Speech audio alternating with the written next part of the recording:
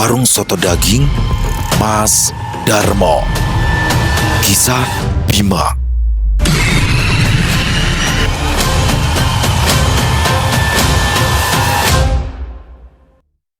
Assalamualaikum warahmatullahi wabarakatuh. Halo semuanya teman-teman, selamat malam, selamat datang kembali di channel kesayangan kita, channel Ilo Bercerita. Dan masih bersama saya Ilo. Dimanapun teman-teman berada, semoga teman-teman selalu dalam keadaan sehat walafiat, tanpa kekurangan satu apapun, dan dimurahkan rezekinya. Amin amin ya robbal alamin. Doa terbaik ya untuk teman-teman semua. Dan pada kesempatan yang baik ini saya akan membawakan satu kisah favorit kita semua, kisah Bima. Wow, kisah dari Netra Kala yang makin seru aja nih ya. Dan pada kisah Bima kali ini, Bima, Maya, dan juga Winarno dipertemukan oleh sosok Darmo. Darmo ini siapa sih? Jadi Darmo ini adalah pemilik warung soto daging. Soto daging ya teman-teman, bukan soto ayam.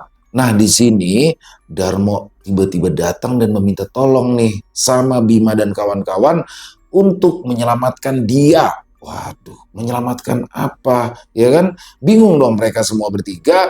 Ternyata Bima harus dihadapkan pada sesuatu yang mengerikan yang sedang mengejar Darmo, si pemilik warung soto daging tadi. Apa sih sesuatu yang mengerikan yang sedang mengejar Darmo? Oke, sebelum kita masuk ke dalam kisahnya, buat teman-teman yang mungkin belum subscribe channel Ilo Bercerita, yuk bisa diklik dulu tombol subscribe-nya. Jangan lupa lonceng notifikasinya juga dinyalakan agar teman-teman selalu mendapatkan notifikasi dari konten-konten yang akan kami upload selanjutnya.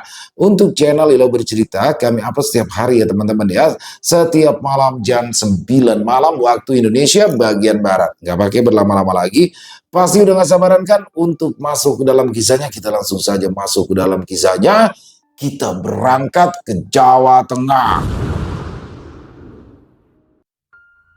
Suara air yang menimpa atap seng di rumah Darmo terdengar begitu bising. Namun tak berpengaruh pada penghuninya. Di ruang tengah berlantai tanah, Darmo terduduk menghitung uang hasil jualannya.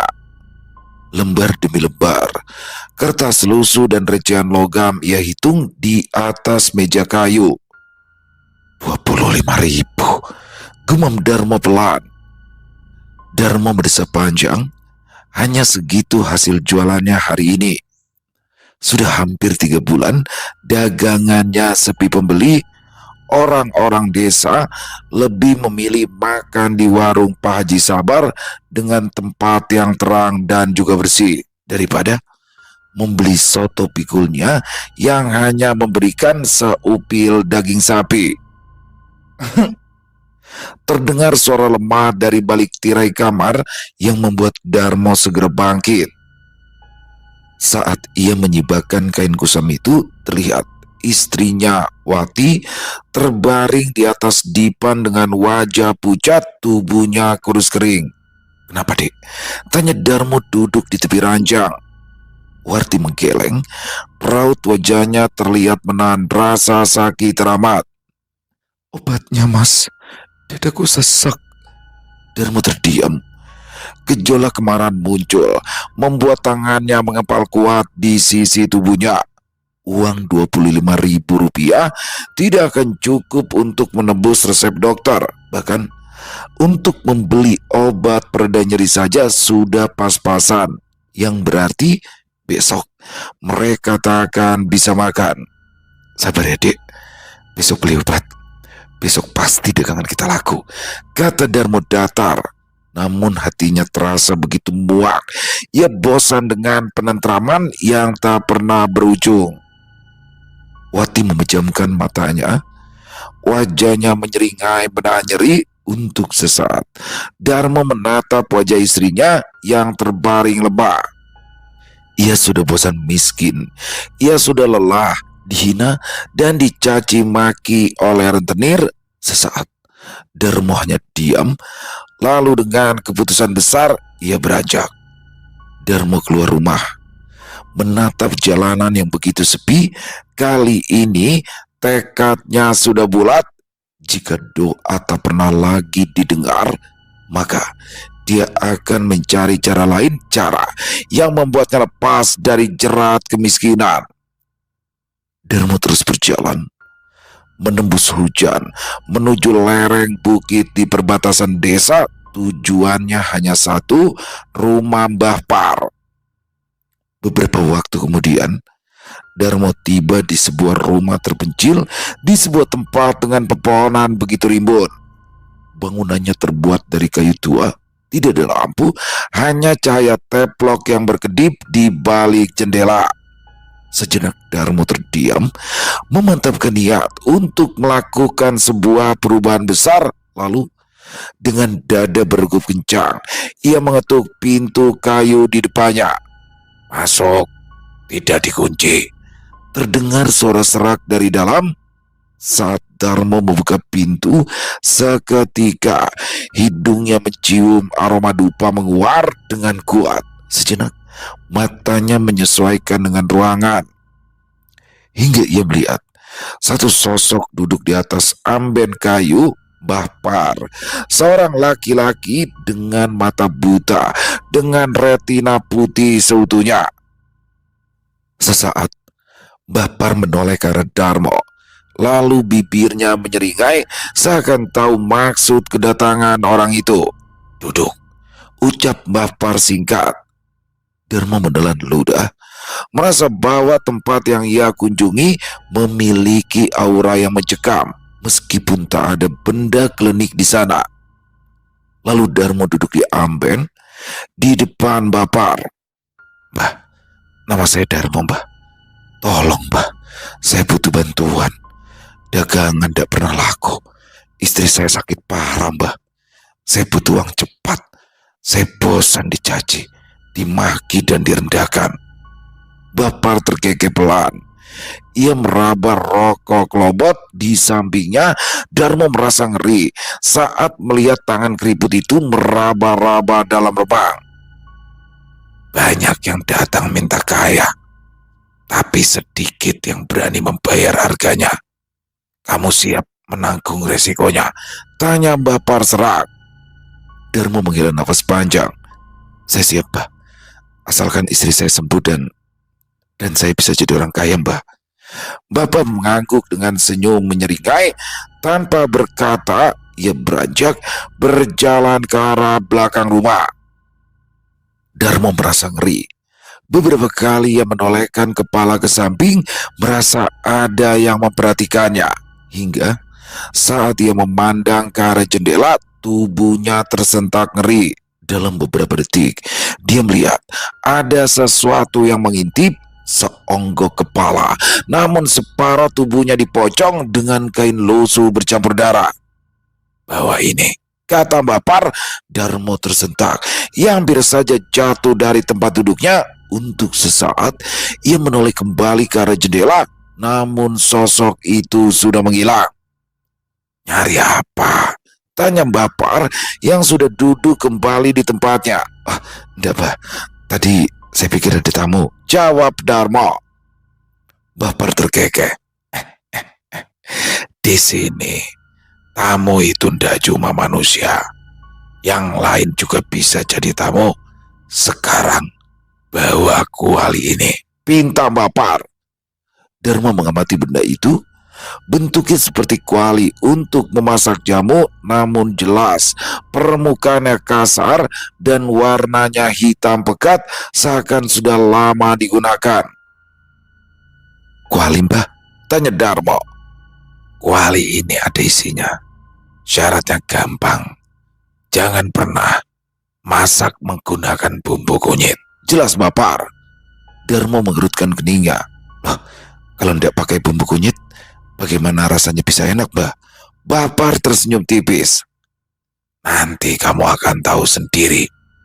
Setiap malam sebelum jualan, bawa benda ini ke dapur. Taruh di ruangan gelap. Panggil saja dia. Lalu biarkan dia yang masak." Dia siapa ya, Mbah?" tanya Darmo. "Rampas.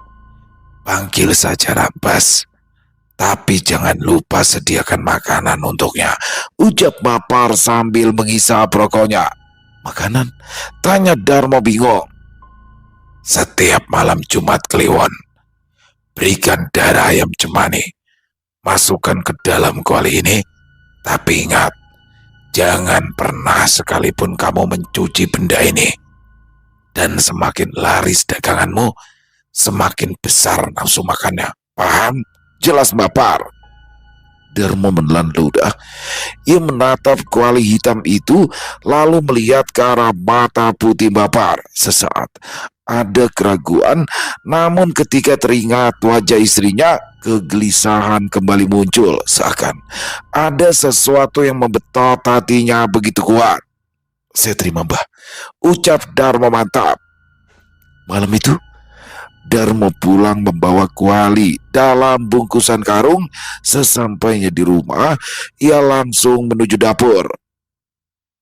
Di tempat sempit, berlantai tanah dengan dinding menghitam bekas asap, sesuai petunjuk dari Bapar, Darmo mematikan lampu. Ia sebatas menyalakan lilin kecil di sudut ruangan, lalu meletakkan kuali hitam itu di atas kompor, mengisi semua bahan-bahan kecuali kunyit. Kemudian Darmo mundur beberapa langkah. Dengan jantung berdegup kencang, ia mulai merapalkan mantra yang diajarkan oleh Bapar. Sesaat tak terjadi apa-apa. Lalu seketika suhu di dalam ruangan itu mendadak naik. Udara yang awalnya terasa dingin berubah menjadi panas mengap, seakan ruangan kecil itu penuh dengan orang-orang. Hingga Darmo menjerit kecil. Ia hampir saja terjengkang ke belakang saat melihat sosok yang muncul di jendela rumah Bapar. Kini sudah berdiri di hadapannya. Bentuknya luar biasa menakutkan. Sosok pocong tinggi besar dengan kain kafan kumal bekas darah, namun yang membuat ngeri, sosok itu tak terpocong di bagian kepala. Untuk sesaat Darmo dan sosok itu saling pandang, lalu hal mengejutkan lainnya, demit itu bergerak pelan, bukan melompat, tetapi terbang menuju ke arah kuali yang hampir mendidih. Darmo tak berani bersuara. Jelas dia melihat sosok pocong itu memiringkan badannya ke arah kuali dan meneteskan lendir yang keluar dari mulutnya. Kini dia melihat asap putih mengepul dari dalam kuali dengan bau busuk menyengat. Namun dalam beberapa menit, anehnya, asap tebal itu menghilang, tergantikan dengan bau sedap luar biasa menggugah selera. Aroma kaldu sapi bercampur dengan rempah yang begitu gurih. Sosok demit itu terus meneteskan liurnya ke dalam kuah soto, membuat Darmo merasa mual, menahan diri agar tak memuntahkan isi perutnya. Proses itu berlangsung selama beberapa saat, hingga perlahan makhluk itu kembali menegakkan kepalanya dan hilang tak kemana. Ingat, tunaikan janjimu. Hanya suara serak samar yang terdengar di telinga Darmo. Darmo sangat ketakutan. Sesaat ia ragu untuk mengecek ke dalam kuali, namun saat aroma dari dalam kuali itu menusuk hidungnya begitu kuat, perlahan ia maju ke depan. Kini, dengan tangan gemetar, Darmo mengambil sendok. Meski merasa mual, ia mengambil sedikit kuah lalu mengecap dengan bibirnya. Seketika mata Darmo terbelalak. Kuah sotonya terasa begitu gurih, kental dan nikmat dengan rasa kaldu daging sapinya begitu kuat. Darmo tak sungkan lagi. Dia mengambil satu sendok kuah dan langsung mencecapnya. Kini rasa mualnya tergantikan oleh rasa puas yang membahagiakan. Dia tahu, mulai besok nasibnya akan berubah. Di pagi harinya, Darmo sudah bersiap dengan gerobak kumalnya. Berbeda dengan hari-hari sebelumnya yang penuh keraguan, kali ini ia merasa mantap, merasa ada sesuatu yang bakal membantunya. Untuk sesaat, Darmo membuka panci di gerobaknya. Seketika aroma kuah soto mengepul, menimbulkan aroma bumbu dapur, daging sapi yang gurih dan pekat. Kini Dengan senyum berkah, Darmo mulai melangkahkan kakinya mendorong gerobak kesayangannya. Namun, belum juga ia sampai di perempatan desa, satu pintu rumah terbuka. Butejo, tetangga yang paling cerewet dan sering menghina Darmo, wanita gemuk itu keluar rumah. Masih menggunakan das terombeng kesayangannya, tampak hidungnya kembang kepis mengendus udara di sekitarnya. Bau apa ini? Kok wangi ya? Bikin lapar. Gumam Butejo sesaat mata perempuan itu menatap ke arah Darmo. Tanpa pikir panjang, ia bergerak ke arahnya. Soto Mas Darmo, wanginya kok beda ya? Coba satu mangkok dong, jangan pakai lama, perintah Butejo kasar. Tanpa menjawab, Darmo cekatan meracik soto untuk wanita gemuk di sampingnya. Hingga saat ia membuka penutup panci, seketika uap keluar, membuat aroma kuah soto semakin menggoda. Mata wanita di samping Darmo melotot, seperti ada yang mengganggu sanubarinya. Cepat, wanginya enak banget ya. Kamu pakai pesugihan ya, Dar? Tanya Butejo sumringah. Darmo hanya tersenyum. Ia segera menuangkan kuah sotonya ke dalam piring yang sudah diracik dan menyerahkan pada Butejo. Saat suapan pertama, wanita itu terdiam, matanya melotot, lalu dengan gerakan cepat, ia langsung menyendok lagi kuah soto itu dengan rakusnya. Endul, ini endul banget, gila, enak banget Dar, seru Butejo dengan mulut penuh nasi, bahkan tanpa kuah soto menetes di ujung bibirnya. Dalam hitungan menit, mangkok itu sudah bersih, bahkan Butejo sampai menjilati ujung mangkuk dengan menjijikan. Tambah lagi, 2 bungkus, enggak ding, 5 bungkus, sekarang ya, cepat, kata Butejo sambil mengeluarkan uang dari saku dasternya. Namun, itu baru permulaan. Ya, pagi itu menjadi hari yang begitu membahagiakan untuk Darmo.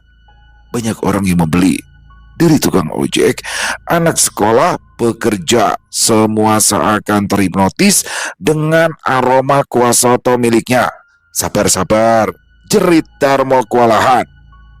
Hanya dalam hitungan jam saja, dagangan Darmo habis tak bersisa. Hari itu, ia pulang cepat. Ia tak sabar untuk segera memberitahu istrinya. Dek, lihat dek, kata Darmo sambil menumpahkan uang hasil penjualannya ke atas pangkuan Wati. Wati terdiam, lalu menatap suaminya dengan wajah berbinar. Laris mas? Habis dek, ludes. Ini cukup buat beli obat dan makan enak, kata Darmo sambil memeluk erat istrinya itu. Hari itu penuh dengan kebahagiaan, namun Darmo tidak tahu, di balik lemari dengan pintu yang separuh terbuka, satu sosok menampakkan dirinya. Hanya sebatas kepala yang terjuntai keluar, mengamati Darmo dan istrinya dengan senyum menyeringai senang. Nikmati kebahagiaanmu Darmo, desisnya, lalu kembali masuk ke dalam lemari gelap. 1 bulan berlalu, kini kehidupan Darmo berubah drastis. Ia sudah tidak lagi berjualan keliling menggunakan gerobak, melainkan memiliki kios permanen di pinggir jalan raya. Setiap hari, warung itu tidak pernah sepi. Antrean pembeli mengular bahkan sebelum Darmo membuka pintu warungnya. Namun, di balik kesuksesan itu, ada pemandangan yang membuat bulu kuduk meremang jika diperhatikan dengan seksama. Siang itu, di sudut warung Darmo, duduk Pak Carik yang sudah menjadi langganan tetapnya. Tampak pria itu sedang menyantap mangkuk keduanya. Darmo memperhatikan sekilas dari balik meja kasir. Tampak wajah Pak Carik begitu kusam, pucat seperti orang kekurangan darah. Di leher dan lengannya terdapat bercak-bercak merah seperti kulit iritasi. Bahkan sedikit menjijikan, sambil makan, tangan kiri Pak Carik terus menggaruk bagian tubuhnya dengan kasar. Hati Darmo tersentil. Entah kenapa ada dorongan untuk mendekat ke arah laki-laki itu?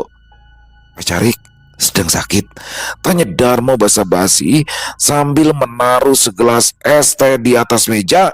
Pak Carik menoleh, matanya menatap Darmo. Iya nih Mo, gatal banget rasanya. Maaf yo, tapi aku ndak tahan sama sotomu. Bener-bener bikin lagi. Anehnya, rasa gatalnya itu hilang pas aku makan soto kamu. Darmo tak menjawab, ia hanya tersenyum tipis dan beranjak pergi. Darmo tahu penyebab dari penyakit itu. Bahkan sekarang, setiap malam saat ia melakukan ritual, sosok Rambas, si pocong berkepala telanjang itu tampak makin aktif. Lendir yang keluar dari mulutnya semakin banyak. Seiring dengan porsi yang harus dimasak, Darmo yakin karena lendir itulah penyakit gatal muncul di tubuh Pak Carik. Bahkan saat ia mengamati sekitar, hampir semua pelanggan setianya memiliki ciri fisik yang sama. Kulit pucat, mata sayu, dan kebiasaan menggaruk tubuh dengan kasar. Tapi Darmo tak peduli. Sekarang ia jauh lebih peduli dengan isi dompetnya. Selama mereka membayar, bahkan mati di warungnya pun, itu bukan urusannya lagi. Hingga pada suatu malam, Darmo pulang dari warung ke kontrakan barunya, sebuah rumah yang jauh lebih layak ketimbang gubuk kumuh miliknya. Saat ia membuka pintu, suasana begitu sepi. Biasanya saat ia pulang, Wati selalu menyambut kehadirannya. Wati, panggil Darmo. Tak ada sautan, namun Darmo menangkap sesuatu, aroma masakan yang begitu nikmat.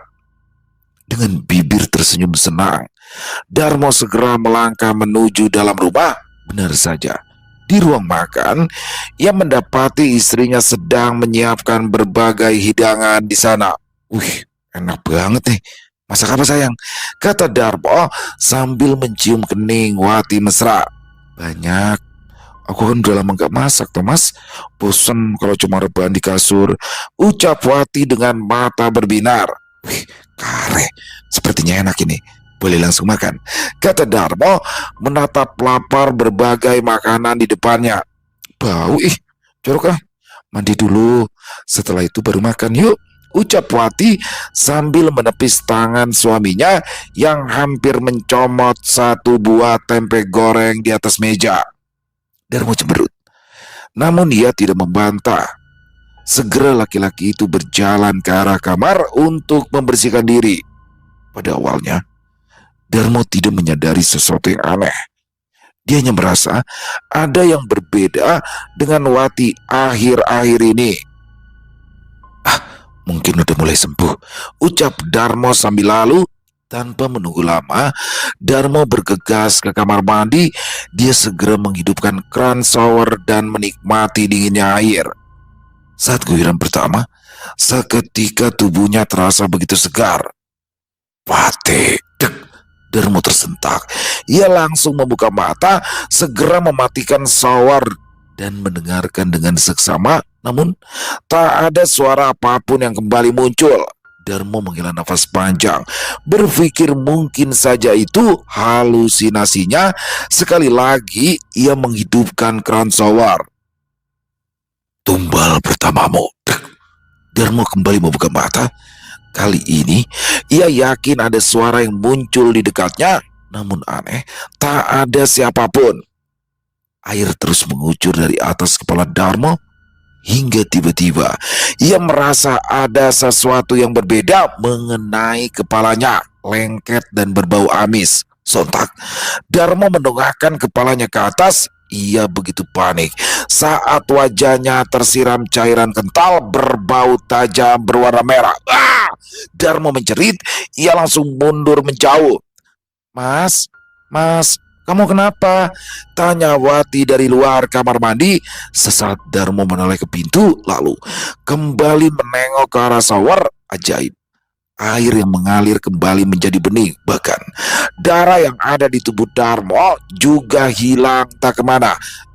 Enggak apa-apa dek, tadi ada kecoa, ucap Darmo beralasan. Lah, kamu itu sama kecoa aja takut, balas Wati. Darmo tak menjawab. Perlahan ia mematikan shower, lalu berjalan ke arah cermin untuk sesaat. Ia memperhatikan lekuk wajahnya yang sudah mulai menua hingga saat ia berkedip dan membuka mata. Kejadian itu terjadi begitu cepat kali ini. Darmo tanya sendiri. Dari pantulan cermin, dia melihat kepala Rambas terkulai lemas di pundaknya. Raut wajah pocong itu benar-benar mengerikan. Hampir separuh wajahnya hancur dengan bulu terbuka dan air liur yang terus menetes. Sudah waktunya, bisik Rambas pelan. Biak! Darmo spontan mundur ketakutan sampai tubuhnya terjengkang ke belakang. Dia langsung memastikan pundaknya, namun tak ada apapun. Tak mau berlama-lama di kamar mandi, Darmo segera keluar, berniat mengambil pakaian dan makan bersama Wati. Namun, saat dia membuka pintu kamar mandi, seketika hidungnya menangkap aroma anyir darah yang begitu kuat di kamarnya. Darmo mengendus-endus udara, berusaha mencari sumber bau itu. Ia terus berjalan hingga sampai ke depan lemari. Untuk saat Darmo ragu, apakah ia harus membuka lemari itu atau tidak. Namun, bau busuk itu terasa begitu pekat, pikirnya. Jika ada bangkai tikus di dalam lemari, sudah pasti ia bakal kerepotan nantinya. Memantapkan diri, Darmo menjulurkan tangan, lalu menarik pintu lemari itu perlahan. Brak! Darmo langsung menutup lemari itu dengan kencang. Ia begitu kaget saat melihat sosok Rambas sudah berdiri di sana dengan senyum seringai menakutkan. "Mas, kamu kenapa?" tanya Wati saat melihat Darmo berdiri mematung dengan kepala menatap ke arah pintu lemari mereka. "Mas," kata Wati sambil menepuk bahu suaminya pelan. Gak ada apa-apa. Wati, tolong ambilkan pakaiannya," pinta Darmo. Wati menatap Darmo datar. Sesuatu yang jarang sekali muncul di raut wajah istrinya. Meski merasa aneh, namun ia tak bertanya lebih. Cukup lama Wati berdiri memunggungi Darmo. Entah apa yang sedang dilakukan oleh perempuan itu, padahal isi lemari mereka juga tak terlalu banyak. "Wati," panggil Darmo memastikan, takut Wati jantungan berdiri kalau-kalau melihat Rambas di dalam lemari. "Ya mas," jawab Wati datar dengan tangan masih sibuk di dalam lemari. Darmo menghela nafas lega, bergegas ia berdiri melangkah menuju kasur mereka. Namun, hingga ia selesai mengelap tubuhnya, Wati masih berdiri mematung di depan lemari. Kali ini, Darmo mengamati istrinya dengan seksama. "Wati, kamu tidur ya?" tanya Darmo. Wati tak menjawab. Justru ia menundukkan kepala, merasa ada yang salah. Darmo berjalan ke arah istrinya. Saat ia menepukkan tangannya ke pundak Wati, kejadian itu terjadi begitu cepat. Brak! Darmo terjengkang ke belakang sampai tubuhnya terduduk di lantai di hadapannya. Entah bagaimana, sosok Wati sudah sepenuhnya berubah, berganti menjadi Rambas yang berdiri melotot ke arahnya. Darmo mundur ketakutan. Ia berusaha menjauh dari sosok Rambas yang terus bergerak, menggoyangkan tubuhnya ke samping kanan dan kiri. Apa maumu?" ucap Darmo memberanikan diri. Tumbalnya sudah disiapkan," kata Rambas sambil tersenyum mengerikan. Spontan Darmo menjamkan matanya. Ia berharap sosok pocong itu hilang, namun sial. Saat ia membuka mata, alih-alih pergi, justru ketika Darmo membuka mata, hal pertama yang ia lihat adalah wajah Rambas. "Bersiaplah, tumbal pertama," ucapnya. Darmo tak menjawab. Ia menahan nafas sambil memejamkan mata. Hatinya terasa begitu kalut. Beberapa waktu berlalu, Darmo masih memejamkan mata, tak berani bergerak sama sekali. "Mas," Ah! Darmo menjerit sambil menutup kepalanya dengan tangan. Mas, kamu kenapa sih? Aku ini Wati, istrimu mas, kata Wati saat Darmo terus meronta. Plak! Wati dengan sengaja memukul lengan Darmo dengan keras, namun bukannya marah, justru Darmo terdiam dan langsung memeluk tubuh istrinya erat. Jangan tinggalin aku, jangan tinggalin aku, kata Darmo meratap. Wati kebingungan. Kamu kenapa sih? Darmo tidak menjawab, justru ia mendekap istrinya dengan erat. Dia terus menggelengkan kepalanya, takut sosok Rambas bakal mengambil nyawa istrinya. Dadah, sekarang kamu pakai baju, kita makan baru istirahat, kata Wati yang mengira Darmo sedang merasa lelah dengan pekerjaannya. Darmo tak menolak. Segera ia memakai baju dan keluar kamar menuju meja makan. Lihat mas, aku masak sayur kesukaanmu. Udah lama toh kamu gak makan makananku, ucap Wati sambil membuka tudung saji. Di atas meja makan terhidang semangkuk besar kari ayam dengan asap yang masih mengepul. Aromanya begitu nikmat. Darmo segera duduk di kursi kayu, mencoba menenangkan jantungnya. Ayo mas makan, mumpung masih hangat, kata Wati sambil meletakkan sepiring nasi. Darmo mengangguk. Ia menunggu sesaat. Setelah Wati duduk dan menyuap satu sendok, barulah ia merasa lega. Setidaknya kali ini yang ia lihat benar-benar Wati. Mas, kok udah dimakan sih? Tanya Wati sekali lagi sambil mengunyah makanannya. Darmo tersenyum. Ia segera menyuapkan nasi ke mulutnya. Untuk sesaat Darmo berhenti. Ia menikmati rasa makanan di mulutnya, begitu gurih dan enak. Namun terasa ada yang aneh. Rasa nikmat itu membuatnya ketagihan sekaligus mual. Kontang! Seketika Darmo menjatuhkan sendok makannya. Raut wajahnya begitu ketakutan. Dek, kamu masak pakai panci yang mana? Wati yang sedang mengunyah menatap Darmo aneh, menganggap pertanyaan suaminya adalah hal yang tak perlu dijawab. Dek, tanya Darmo sekali lagi. Kali ini Wati tersenyum. Oh itu mas, tadi pas aku cari panci di dapur tapi kotor semua. Masih ada kuah soto daganganmu. Ya aku pikir masih kepake. Terus aku nemu kuali hitam di pojok dapur. Terus dek, tanya Darmo panik. Ya udah aku pakai itu. Tapi kulitnya kotor banget. Mana punya amis, banyak kerak. Kamu itu jorok banget deh. Jelas Wati melanjutkan kunyahnya. Jangan pernah sekalipun kamu mencuci benda ini. Darmo terdiam. Seketika ia ingat dengan peringatan Bapar berbulan lalu. Dek, buang dek, jangan dimakan, buang! Teriak Darmo histeris, mencoba meraih piring istrinya. Namun telat. Tiba-tiba saja wajah Wati kebingungan berubah diam. Ekspresinya tak bisa dijelaskan. Panas, panas mas. Kenapa tenggorokanmu panas? Ucap Wati sambil melepaskan tangan Darmo dan menyentuh tenggorokannya.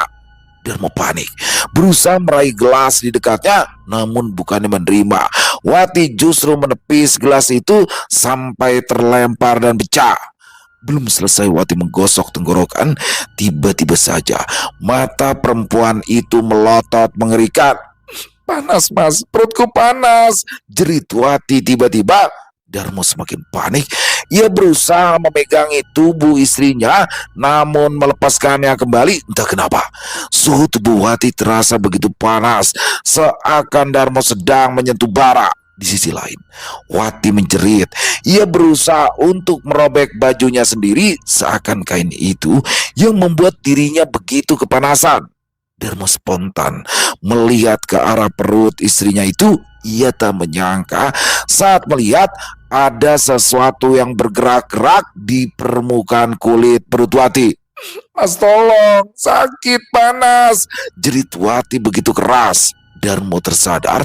Ia langsung mencoba untuk menolong. Namun yang terjadi justru Wati mendorong Darmo begitu keras sampai ia terjungkal ke belakang. Wati, jerit Darmo saat melihat istrinya mengambil pecahan gelas kaca. Wati tak menggubris, justru ia menggenggam pecahan beling itu kuat-kuat sampai tangannya basah oleh darah.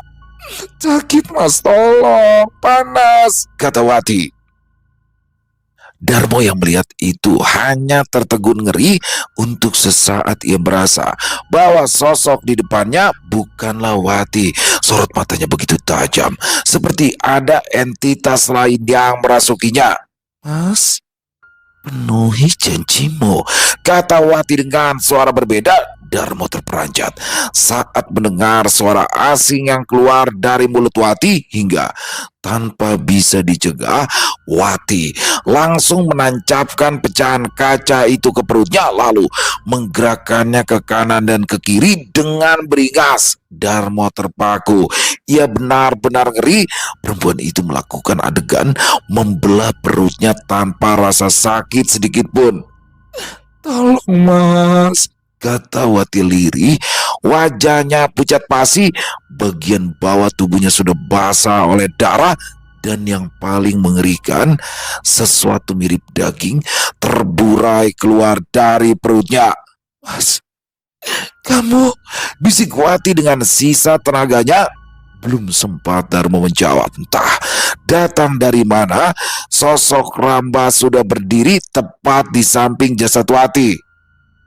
"Tumbal pertamamu," desis pocong telanjang itu. Detik berikutnya, tubuh Wati mengejang dan jatuh terpuruk di lantai.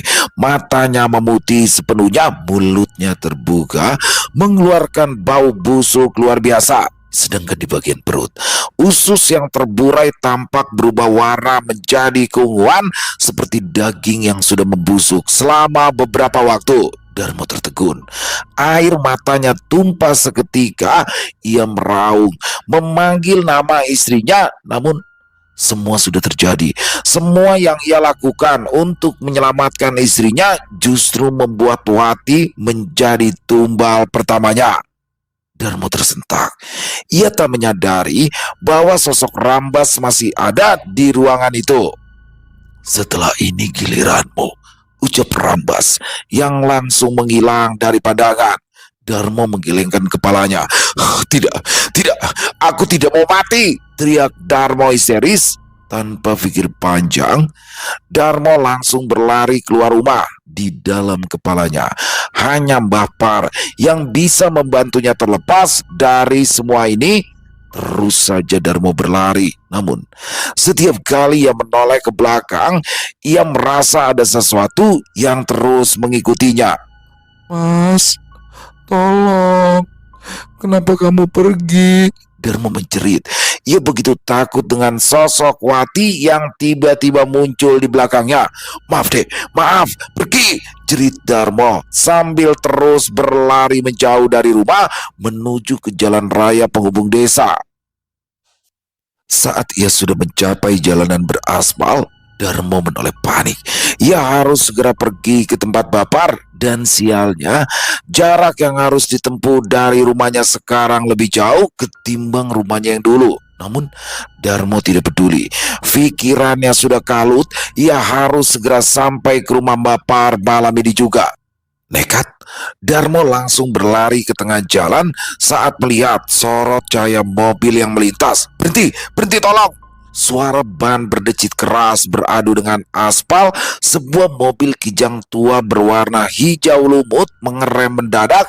Mobil itu oleng ke kanan dan kiri sebelum akhirnya berhenti hanya beberapa meter dari tubuh Darmo yang masih panik melihat sekitar. "Tolong pak, tolong saya pak, ada setan pak, istri saya mati pak, tolong antar saya ke bukit," racau Darmo. Matanya melotot liar, air liur dan ingus bercampur di wajahnya. Di dalam mobil, Winanto yang berada di balik kemudi menatap Darmo ngeri. "Mas Bima, ada orang gila mas, atau begal ya? Serem banget mukanya," kata Winanto di kursi belakang. Bima membuka matanya seakan ia baru bangun tidur dari tidur panjang yang begitu dalam. "Begal apa sih Win? Mobil butut kayak gini siapa yang mau?" tanya Maya. Jangan sembarangan ya mbak. Gini-gini, Waluyo itu kuat dan tampan dan kuat dan berani," kata Winanto tak terima. Tampak-nampaknya mirip yang punya gitu. Busuk, ucap Bima dari belakang sambil memajukan tubuhnya untuk melihat ke arah luar. Mas, jangan main fitnah ya mas. Kalau ndak ada Waluyo, kalian bisa lumpuh jalan jauh. Tukas Winanto tak terima. Win, diam deh. Berisik banget sih, kata Maya. Buka pintu Win. Pinta Bima. Gile, jangan ngawur dong. Kalau begal siapa yang bakal nolongin kita? Tanya Winanto. Buka, apa aku cabut sukmamu? Kata Bima pelan penuh penekanan di samping telinga Winanto. Seketika, pemuda bertubuh gempal itu bergidik ngeri. Ia lupa saat ini sedang berada di sebelah makhluk buas yang bernama Bima. Dok, dok, dok. Mas, tolong buka mas. Saya bukan begal mas. Ucap Darmo mengiba. Perlahan, Winanto menurunkan kaca mobilnya. Seketika itu, tercium aroma amis bercampur rempah yang menyengat. Bau apa nih? Tanya Winanto keras. Namun, belum sempat ada yang menanggapi, Darmo langsung memotong ucapan Winanto. Tolong mas, antarkan saya ke tempat Bapar mas. Di bukit sana mas, saya dikejar mas. Saya mau dibunuh. Darmo menunjuk-nunjuk ke arah kegelapan di belakangnya. Bima tak tahan. Ia segera turun dari mobil. Ada sesuatu yang membuat batinnya tergerak untuk menolong orang asing ini. Siapa yang mau membunuhmu pak? Tanya Bima. Ia mengedarkan energinya mencari hawa keberadaan manusia di sekitaran tempat itu. Rambas, makhluk itu sudah membunuh istriku. Sekarang dia mau bunuhku, kata Darmo ketakutan. Ia terus melihat ke arah belakang. Rambas? Rambas siapa?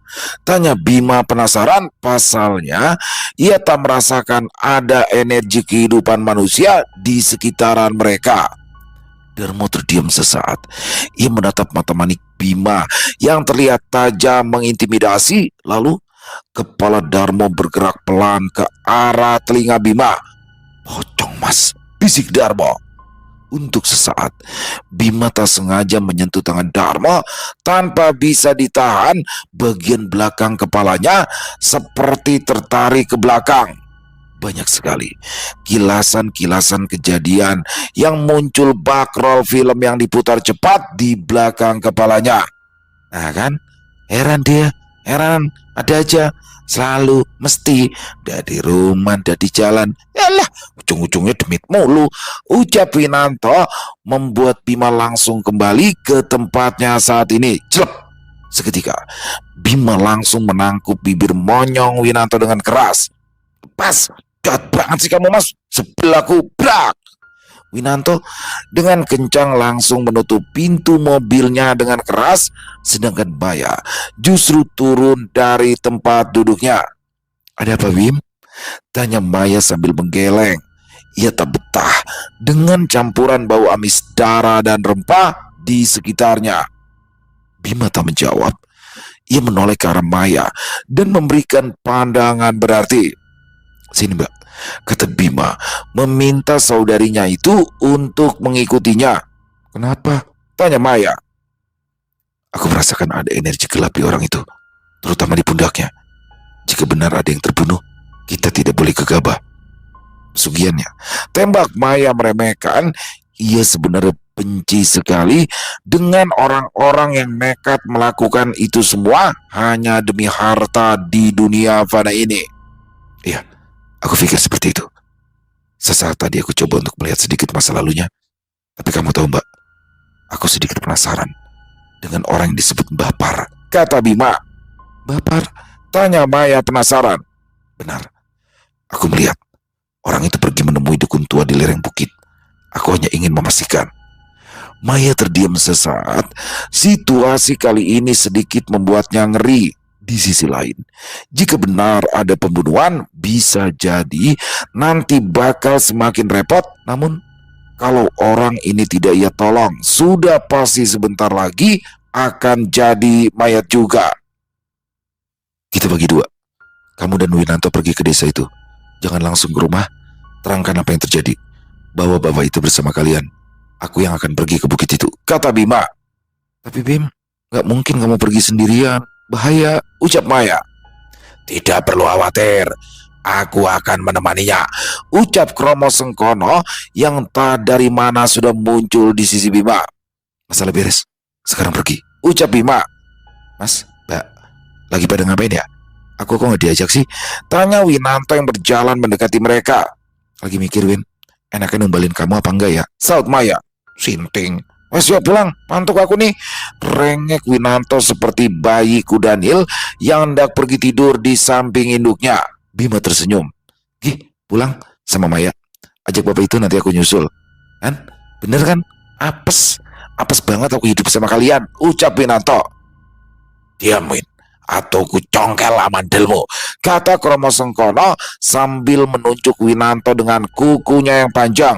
Nah, muncul lagi tukang pukul, kata Winanto. Maya yang sudah pusing tak menggubris. Ia langsung menutup mulut Winanto dengan kelima jarinya dan langsung menyeretnya ke arah mobil. Ayo Pak, kita ke tempat Bapak, pinta Maya. Buat apa Mbak? Rambes ada di rumah itu Mbak. Istriku mati Mbak. Kalau aku pulang.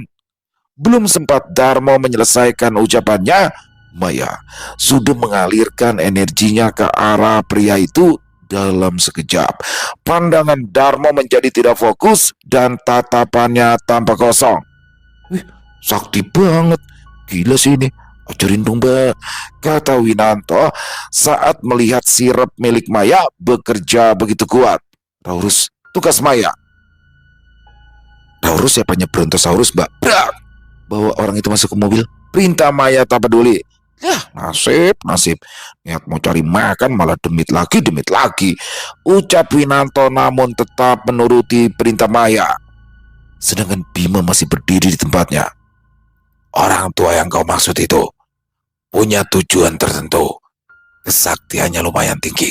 Jangan sembrono, kata Kromo Sengkono. Pilihan apa yang kita punya? Tanya Bima kali ini memandang ke arah bukit. Kromo Sengkono menyeringai. Bakar habis atau kita yang jadi mangsanya. Bima tersenyum senang. Mari kita lakukan, kata Bima sambil melihat Waluyo melesat melewatinya. Sengkono, buka portal gaib. Arahkan langsung ke gubuk dukun itu, kata Bima. Kromo Sengkono tidak menjawab.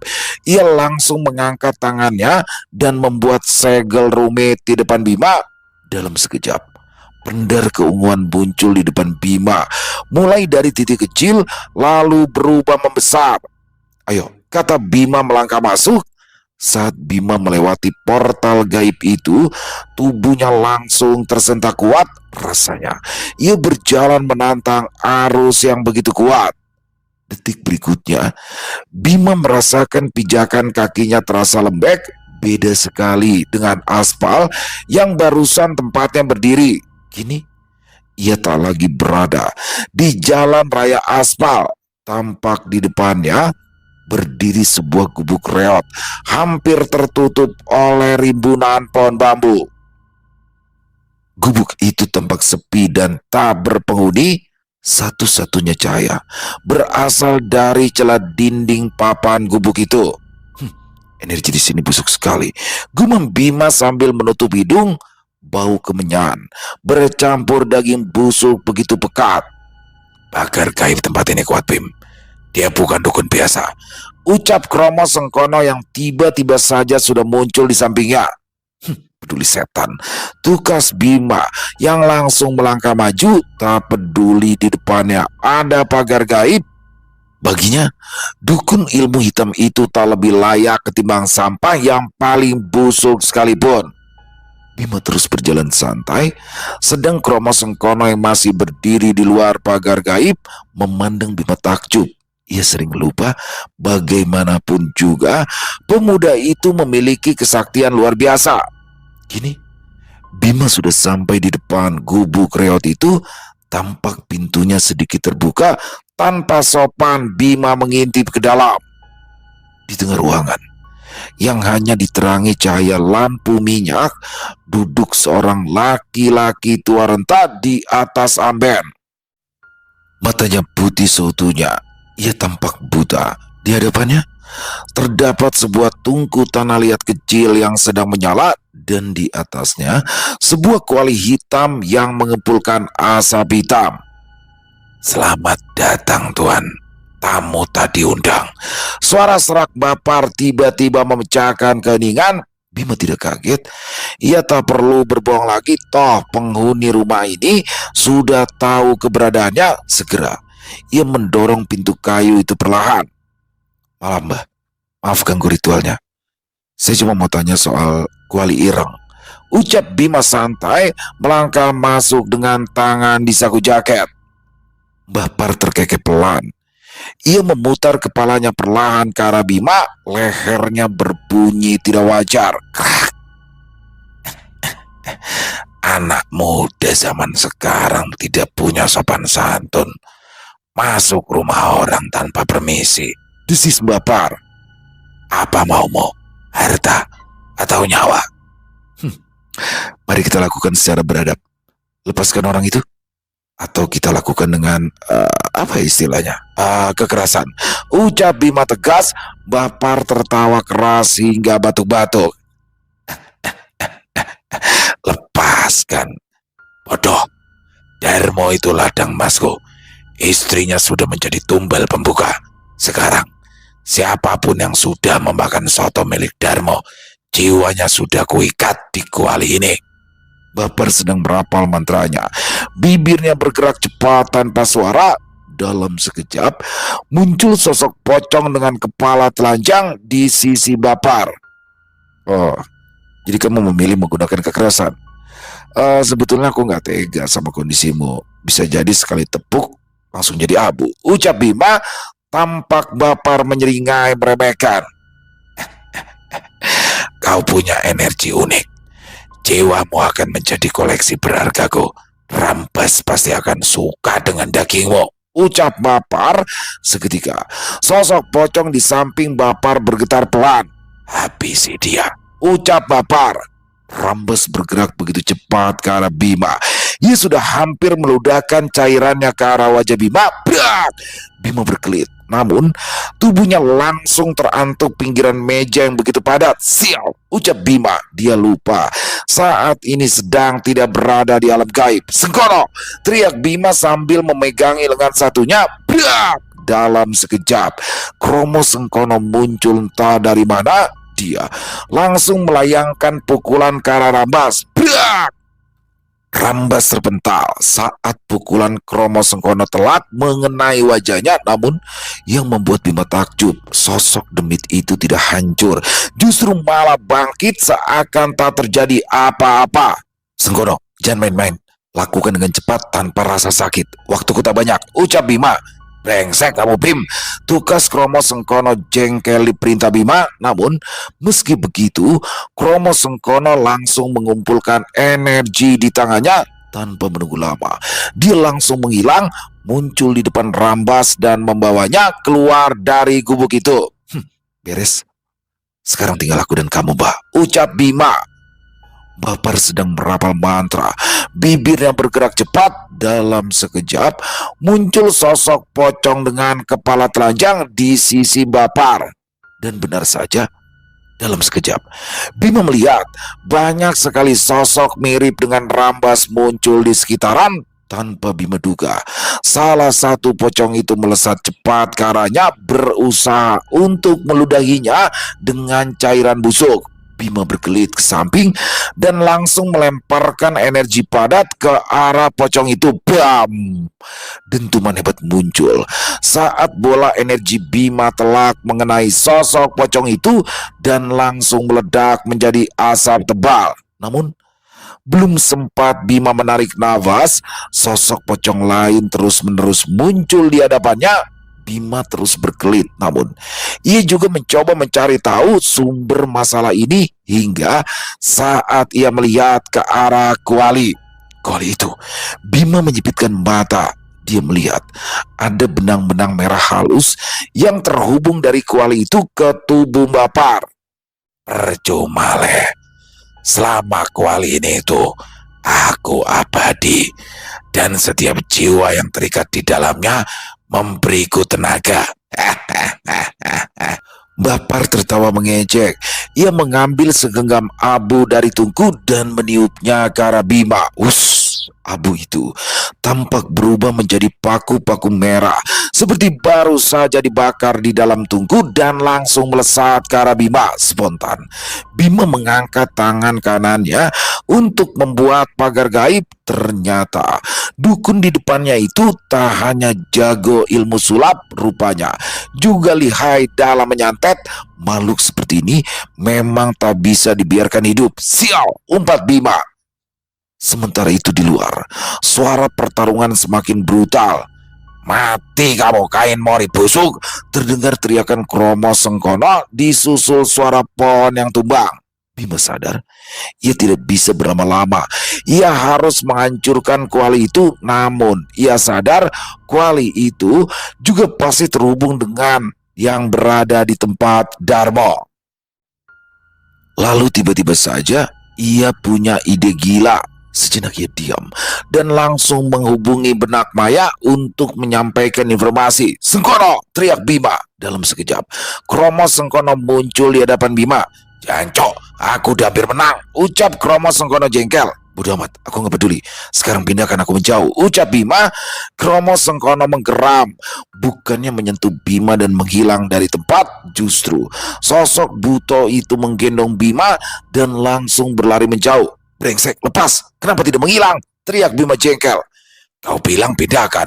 Kenapa aku mesti buang-buang tenaga untuk menghilang bersamamu, bocah bangsat? Tukas Kromo Sengkono jengkel. Demi brengsek, turunkan, kata Bima. Tanpa sepatah kata pun Kromo Sengkono langsung menurunkan Bima, bukan dengan pelan, melainkan melempar. Brengsek, sial, umpat Bima sambil berusaha berdiri. Namun begitu ia berdiri tepat dari arah gubuk, Bima melihat sosok Rambas melayang cepat ke arahnya. Ia sudah tak punya waktu lagi. Dalam sekali tarikan nafas, Bima menarik keluar pusaka barunya, panah candra di muka. Sementara itu, Maya, Winanto, dan beberapa warga sudah berkumpul di depan rumah Darmo. Pak Darmo, silakan masuk duluan. Kita di belakang, kata Pak RT dengan nada menahan marah. Tapi Pak, saya takut Pak. Brengsek kamu, sudah berani-beraninya main pesugihan di desa ini, bentak salah seorang pemuda. Pak, sudah Pak, yang terpenting sekarang kita urus dulu istri Pak Darmo, kata Maya. Memang, sebelum sampai ke tempat tinggal Darmo, Maya meminta agar bertemu dengan perangkat desa setempat. Jelas, jika benar terjadi pembunuhan di rumah Darmo, ia tak mau terlibat sama sekali. Pada awalnya, Darmo menolak.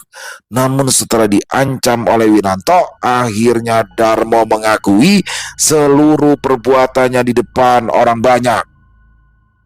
Cepetan Pak, aku udah lapar ini, kata Winanto yang tiba-tiba menjadi beringas karena kelaparan. Baginya, masalah Darmo hanya penghambat untuk perutnya yang kelaparan. Darmo menelan ludah. Ia langsung melangkah masuk diikuti oleh orang-orang di sekitaran. Hingga saat mereka masuk ruang makan, semua tertegun. Bahkan beberapa orang yang ikut langsung berlari keluar, tak tahan melihat jasad Wati yang sudah membusuk seperti telah meninggal selama beberapa hari. Loh, katanya baru meninggal, kata Winanto tak berempati. Maya merasa ada yang janggal. Pasti ada sesuatu yang ia simpan di rumah ini. Tanpa berlama-lama, Maya langsung mencengkram kerah baju Darmo dengan keras. Mbak, mau apa ya Mbak? Tanya Pak RT ketakutan. Di mana kamu simpan barang terkutuk itu? Tanya Maya tajam. Di dapur. Maya mendengus. Ia langsung mendorong keras Darmo ke dinding. Bergegas ia berjalan ke arah dapur. Benar saja, ketika sampai di sana, seketika aroma busuk dengan energi negatif menguar dari salah satu kuali di atas kompor. Tanpa banyak bicara, Maya berjalan dan langsung meraih kuali itu, lantas membawanya keluar. Orang-orang di tempat itu tak ada yang berani bertanya. Entah kenapa aura Maya begitu mengintimidasi mereka. Hingga saat sampai di pekarangan rumah, Maya melemparkan kuali itu ke langit sambil berteriak, "Banaspati!" Dalam sekejap, semburat warna merah muncul dari ufuk barat dan langsung menyambar kuali itu hingga hancur berkeping-keping. Hancurkan sekarang, Bim, ucap Maya berusaha menghubungi benak Bima. Sementara itu di tempat Bima, Sengkono, ulur waktu, teriak Bima saat melihat banyak demit pocong mulai muncul di tempat itu. Kromo Sengkono mengangguk.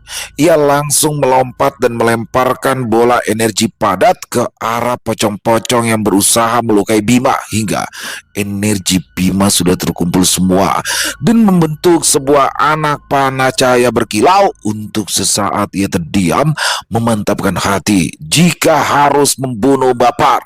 Kromo Sengkono, jerit Bima. Kromo Sengkono menghilang bersama dengan Bima melepaskan anak panah ke arah gubuk reot itu. Biar! Dalam sekejap, anak panah itu langsung melesat, menghancurkan demit pocong yang berada di dalam jangkauannya, termasuk sosok Rambas. Bahkan yang paling ajaib, saat panah cahaya itu mengenai gubuk, dalam sekejap, tempat itu langsung terbakar hebat. Sudah kau pindahkan? Tanya Bima saat Kromo Sengkono muncul di sampingnya. Sudah, Bapar ada di alas Lali Jiwo. Bima menoleh bingung ke arah Kromo Sengkono. Kenapa? Kekuatannya itu terlalu besar untuk manusia. Aku takut dia hanya akan melakukan hal yang lebih menjijikan. Jauh lebih baik dia sekarang berada di alam gaib untuk sementara waktu, kata Kromo Sengkono. Nggak mati? Tanya Bima. Apa perlu jadi pembunuh? Tanya Kromo Sengkono yang langsung menyentuh pundak Bima dan menghilang dari pandangan. Sementara itu di tempat Maya, setelah Maya melempar kuali itu, warga heboh. Banyak yang mundur ketakutan, ada pula yang menatap takjub pada Maya. Namun, satu hal yang mereka lupakan, sosok Darmo yang masih ada di dalam rumah bersandar pada dinding dengan tubuh gemetar. Mati. Sebuah bisikan terdengar di telinga Darmo. Ia menoleh ke kiri dan ke kanan, tapi tak ada siapa-siapa. Tiba-tiba Darmo merasakan panas luar biasa di perutnya. Darmo membungkuk memegangi perutnya. Kulit perutnya terasa bergerak-gerak, seolah ada sesuatu yang hidup di dalamnya ingin keluar. Rasa sakit itu merambat cepat ke dada, lalu ke tenggorokan. Darmo berusaha berteriak memanggil Pak RT, tapi suaranya tercekat, lidahnya kaku. Di depan matanya, bayangan hitam mulai terbentuk dari lantai. Sosok itu perlahan naik, memadat, menjadi wujud yang sangat ia kenali, Rambas. Namun, Rambas kali ini berbeda. Tubuhnya tidak utuh, separuh badannya hangus terbakar, wajahnya hancur lebur. Efek dari hancurnya kuali induk di bukit dan kuali di halaman rumah secara bersamaan. Rumahku hancur, janjimu putus, bayar dengan nyawamu. Rambas mengulurkan tangan yang kurus dan hangus, ujung jarinya menyentuh dahi Darmo. Jeritan Darmo akhirnya pecah melengking tinggi hingga terdengar keluar rumah. Di halaman, Maya, Winanto, dan warga tersentak kaget. Suara apa itu? Itu Pak Darmo, seru salah satu warga. Mereka berhambur masuk kembali ke dalam rumah. Pemandangan yang menyambut mereka di ruang makan membuat beberapa orang memilih pergi. Darmo berguling-guling di lantai, tepat di samping jasad istrinya. Tubuhnya mengejang, kulitnya melepuh, mengelupas, menampakkan daging merah yang seolah dimasak hidup-hidup. Tolong, panas, ampun, racau Darmo. Tangannya mencakar-cakar lantai hingga tiba-tiba saja Darmo meraih pecahan kaca di tangan istrinya. Cas! Jerit Maya berusaha menghentikan, namun telat. Laki-laki itu sudah mengoyak perutnya dengan beringas, membuat apa yang ada di dalam berhamburan. Suasana hening mencekam menyelimuti ruangan itu. Hanya terdengar suara nafas berat. Tiba-tiba dari arah belakang kerumunan terdengar suara Bima. Loh, udah selesai pestanya? Tanya Bima polos tak tahu jika Pak Darmo sudah meninggal. Winanto yang tahu keberadaan Bima langsung mendekat ke arahnya. Mas, aku tidak mau makan soto lagi. Bima menepuk-nepuk kepala Winanto sambil tersenyum, matanya beralih menatap jasad Darmo yang hangus. Sudah lunas, gumam Bima pelan. Pak RT memberanikan diri mendekat. Mas, Mbak, ini bagaimana ya? Kuburkan dengan layak, Pak. Bagaimanapun dia tetap warga Bapak. Dan kuali-kuali itu, pastikan pecahannya dibuang ke sungai mengalir deras. Jangan ada yang disimpan. Pak RT mengangguk, wajahnya pucat pasi. Bima memberi isyarat pada Maya dan Winanto. Ayo pulang, aku lapar beneran sekarang. Tapi jangan makan soto ya. Mas, nasi goreng aja yuk. Atau mie dok-dok. Yang penting gak ada dagingnya. Saut Winanto bergidik ngeri. Ayo, ucap Maya. Akhirnya, mereka bertiga berjalan keluar dari rumah duka itu, menembus kerumunan warga yang menatap mereka dengan campuran rasa takut dan kagum sekaligus. Selesai. Oh, luar biasa. Kisah dari Netrakala, kisah Bima. Waduh. Ini ngeri banget ya kisahnya nih ya. Bagaimana di sini pesugihan yang memakai kuali ireng atau kuali hitam. Jadi si Darmo ini karena udah capek hidup miskin ya kan, capek dagangan yang gak laku, akhirnya dia menempuh pesugihan, nemuin Bapar. Terus Bapar ngasih tuh kuali hitam. Syaratnya harus masaknya di situ dan nggak boleh dicuci. Tapi ternyata, dia sukses ya, warungnya rame, orang-orang juga berdatangan para pembeli. Tapi ngeri banget teman-teman, ya kan, yang makan di situ pelanggannya, kulitnya gatel-gatel ya kan, melepuh. Udah gitu, ternyata pesugihan itu juga memakan tumbal. Untung aja ketemu nih sama Bima dan kawan-kawan. Tapi nggak untung juga karena pada akhirnya Darmo pun harus meninggal, karena di sini bahaya banget kalau Darmo juga masih hidup ya. Karena kan warungnya dia kalau terus berjalan akan terus tuh memakan korban. Waduh. Keren, makin keren nih.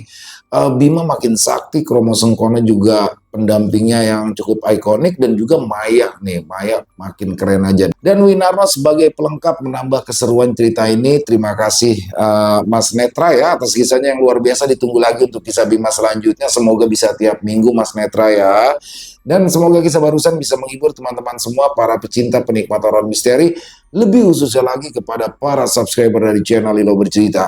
Buat yang suka dengan videonya bisa diklik tombol like-nya, tombol jempolnya, tombol hype-nya juga ya teman-teman ya. Dan boleh dong di-share ya link videonya ini ke teman-teman yang lain agar juga ikut merasa terhibur. Buat yang punya komentar lain, punya pendapat lain, bisa menuliskan di dalam kolom komentar ataupun hanya sekedar saling menyapa. Silakan, insya Allah kami akan membalasnya satu persatu. Di akhir kata, saya Ilo mengucapkan permohonan maaf apabila mungkin dalam pembawaan kisahnya barusan ada kata-kata saya yang salah ataupun ada kata-kata saya mungkin yang kurang berkenan. Saya mohon dibukakan pintu maaf yang seluas-luasnya. Sampai berjumpa lagi di konten-konten kami selanjutnya yang pasti tidak kalah serunya, pasti tidak kalah horornya. Masih bersama saya Ilo di channel Ilo Bercerita. Salam sehat, sukses selalu untuk kita semua. Wassalamualaikum warahmatullahi wabarakatuh.